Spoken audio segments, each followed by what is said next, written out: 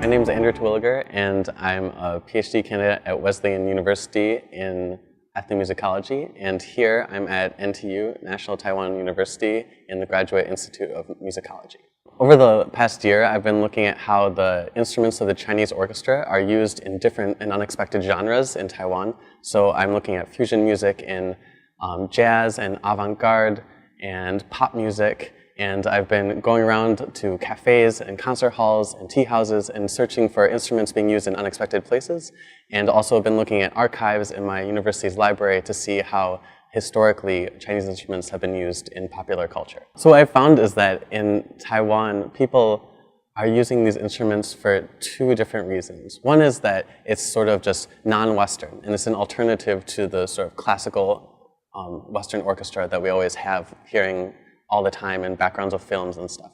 Other people then see the Chinese instruments as remnants of martial law and KMT rule, where the pan-Chinese identity was being forced in and the local Taiwanese identity was being pressed down. Taiwan is actually a fusion of lots of different influences, so then the music that they're producing should be too. It's also important because when we look at the United States, it's also a melting pot, and there are lots of different cultures coming together.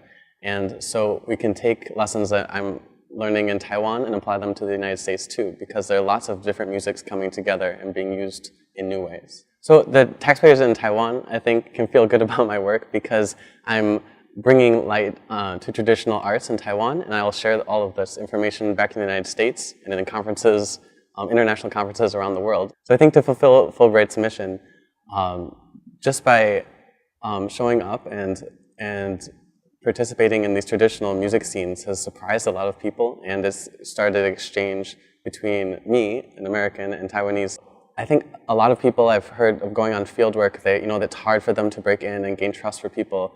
But in Taiwan, it was the opposite. Like everyone would introduce me to their friend of their friend of their friend and be like, oh, this concert, did you hear about it? And so if there's ever a concert that was the type of music I'm looking at, I would get 75 messages on Facebook, be like, oh, this thing's coming, don't miss it, don't miss it. So that was rough to have to push people away to make sure that I actually did my project. But yeah, it's a nice problem to have. At National Taiwan University, I'd been there before. I knew they had a beautiful campus and library, and that's kind of why I applied. But I also found that there was a really great musicology graduate program, and I got to know some students and the faculty and saw that it was a really great place. The biggest projects I worked on was managing a band that had a bamboo flute player who was working together with a jazz band and Gua He, a Taiwanese opera singer. And the way that they managed to put these three different traditions together just kind of blew my mind. It was really exciting. There was one point when I was on tour and we all hadn't slept and it was really stressful and we were behind schedule and we wondered if we could even get the performance to happen because the singer hadn't memorized her piece and she couldn't pronounce the Taiwanese and I couldn't help her because I don't know Taiwanese.